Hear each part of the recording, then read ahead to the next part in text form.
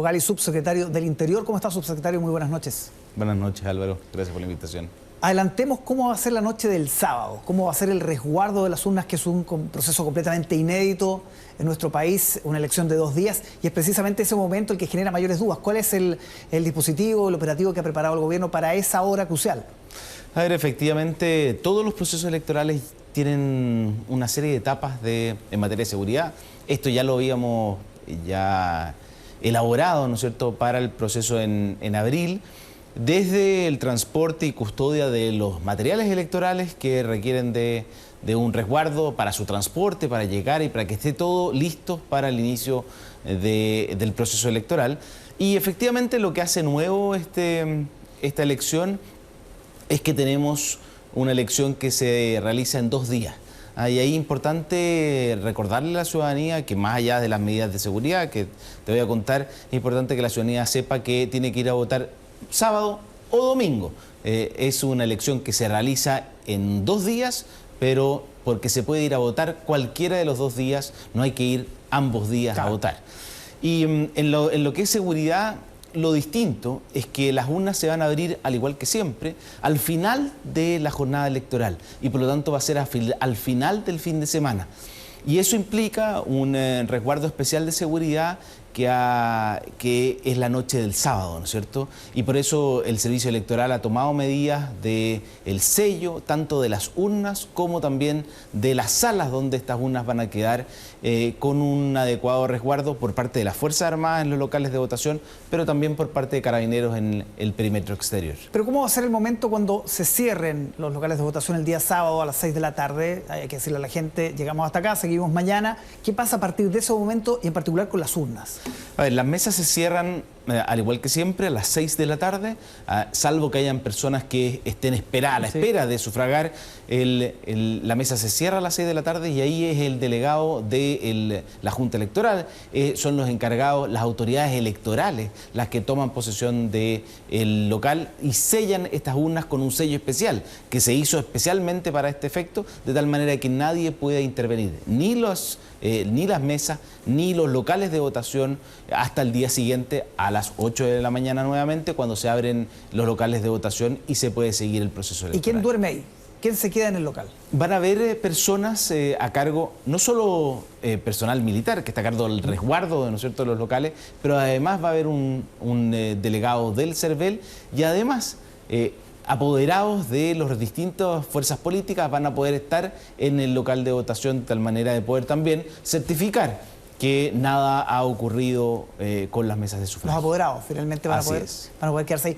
Hay gente que está diciendo, yo he escuchado, no, yo voy a ir a votar el domingo porque no confío en que la noche del sábado se quede ahí mi voto. ¿Qué se le puede decir a esa gente que todavía tiene algún grado de desconfianza respecto a lo que pueda pasar esa noche? A ver, nosotros como gobierno, en realidad, el servicio electoral y en general las fuerzas políticas, creo que el llamado es que las personas voten con confianza, participen. Estamos haciendo una elección segura en ambos sentidos, segura en términos de resguardar los locales de votación, pero sobre todo segura sanitariamente. Se han tomado todas las medidas sanitarias para que todas las personas estén convocadas en este proceso electoral, que es tan importante, Álvaro. Yo creo que para todos, especialmente para aquella generación que no votamos en el plebiscito del 88.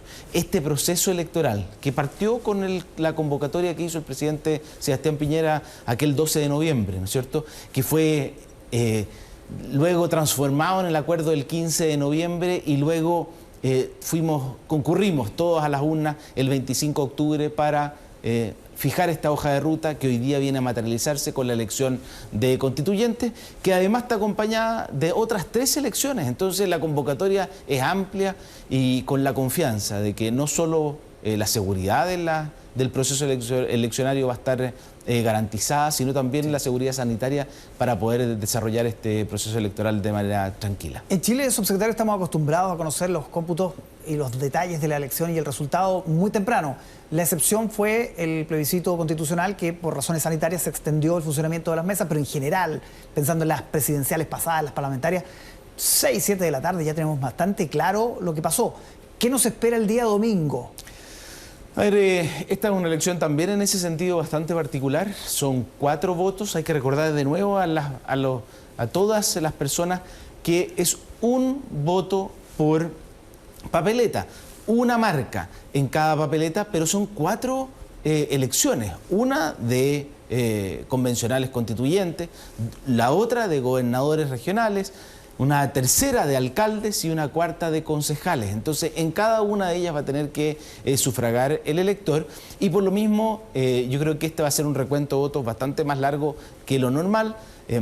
Se inicia el conteo de los votos con los constituyentes, luego se sigue con los gobernadores, luego alcaldes y concejales. Por lo tanto, deberíamos tener resultados un poco más tarde, probablemente pasadas las 10 de la noche. Pasadas las 10 de la noche, no antes de las 10 de la noche. Sí, se van a ir superponiendo las elecciones, los resultados, ¿no es cierto? Claro. A medida que hayan mesas más rápidas, probablemente aquellos locales de votación que sean más pequeños, donde hay menos mesas, tengan una fluidez mayor, pero en aquellos locales más grandes, donde hay muchas mesas de votación, donde hay que digitalizar, recuerda que estas actas se digitalizan para realizar el conteo de votos, en esos casos probablemente se demore un poco más y se empiecen a superponer. Vamos a tener al mismo tiempo en algunas mesas resultados de constituyentes y en otras quizás ya vamos a ir más avanzados en el conteo de los votos. Con paciencia entonces para el domingo. Otro tema que tiene que ver con su cartera también, subsecretario, la condena a estas 3 personas de cárcel efectiva, ¿no?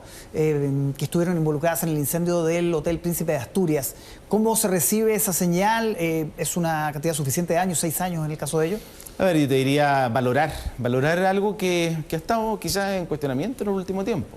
Valorar que en nuestro país el Estado de Derecho funciona. La justicia puede tardar, pero llega.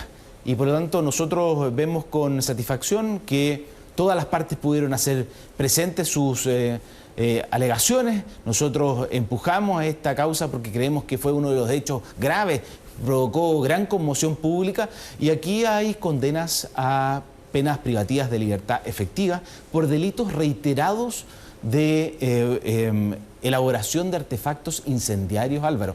Esto no es un delito cualquiera, es un delito grave, y por lo mismo nosotros creemos que es importante la señal que se le da a la ciudadanía en cuanto a que aquí hay penas efectivas para aquellas personas que hayan cometido hechos tan graves, como vimos en otros casos que incluso quemaron a funcionarias policiales, vimos carabineras, ¿no es cierto?, quemándose producto de ser víctimas del lanzamiento de estas mismas bombas Molotov. Y además, esto quizá es el principal argumento para desvirtuar lo que algunos dicen respecto de una ley de indulto, en realidad una ley que busca la impunidad de este tipo de personas que cometieron delitos graves en nuestro país y que están siendo juzgados por la justicia en un Estado de Derecho como el nuestro, donde la justicia funciona. Puede tardar, pero funciona, las alegaciones pudieron hacerse, se resuelve y se resuelve en derecho. Tal vez con lentitud, que es lo que reclaman estos grupos. Mira, yo creo que han habido distintas circunstancias. En primer lugar, el nivel de violencia y además la cantidad de hechos que se denunciaron durante el periodo posterior al 18 de octubre. Obviamente sobrecargó no solo a la Fiscalía, también a los tribunales de justicia, pero además después vino la pandemia, que significó que muchos tribunales tuvieran que suspender algunas audiencias e incluso algunas se tuvieran que hacer por vía telemática. Y eso naturalmente hizo más lento quizás el proceso, pero te insisto, Álvaro, aquí la tranquilidad que hay que tener y la tranquilidad que hay que transmitirle a la ciudadanía es que en nuestro país hay un Estado de Derecho, en nuestro país la justicia funciona, todas las partes pueden hacer sus presentaciones, presentar sus pruebas ante un tribunal y el tribunal resuelve. Y en este caso resolvió una sentencia condenatoria con penas privativas de libertad por delitos tan graves como la elaboración de artefactos explosivos. Subimos este lunes del retraso del toque de queda para el día domingo hasta las 2 de la mañana, por eventuales celebraciones, me imagino todo eso. Pero, ¿qué pasa con el debate sobre el toque de queda al interior del gobierno para después de las elecciones? En un año que sí, es un año electoral, pero que además marca una fatiga pandémica, ¿no? En gran parte de la población que está también muy cansada de todas estas medidas restrictivas, más allá del avance del paso a paso. ¿En qué está ese debate? ¿Es posible esperar que después de las elecciones se flexibilice el toque de queda, sea más tarde, por ejemplo?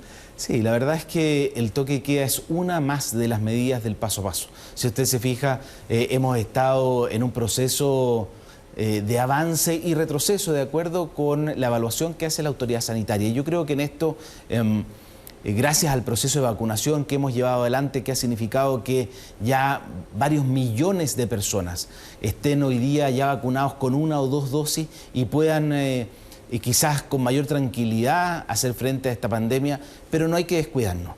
Álvaro, yo creo que hay que confiar en la autoridad sanitaria, hay que confiar en la evaluación que hace el Ministerio de Salud, con expertos, de tal manera de ir avanzando, pero paso a paso. Por eso el plan paso a paso evalúa permanentemente cuáles son los territorios que deben avanzar y cuáles son aquellos territorios, comunas, que lamentablemente por el nivel de incidencia o tienen que mantener medidas restrictivas o tienen que retroceder en el plan paso a paso. Nosotros esperamos ir gradualmente liberalizando las medidas, pero cada una de ellas debe ser evaluada en su mérito. Yo creo que no hay que hacer anuncios que quizás generen la sensación en la ciudadanía que ya hay que descuidarse.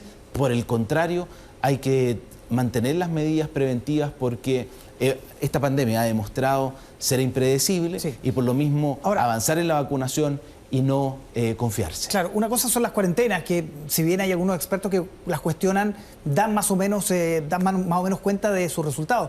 Pero el toque de queda está en tela de juicio justamente por eso, respecto a los resultados efectivos que tenga.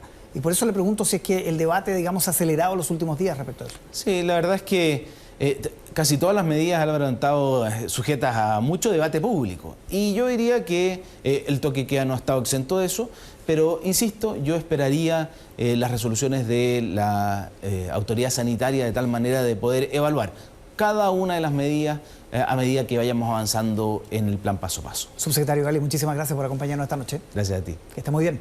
Nosotros avanzamos aquí en TLT.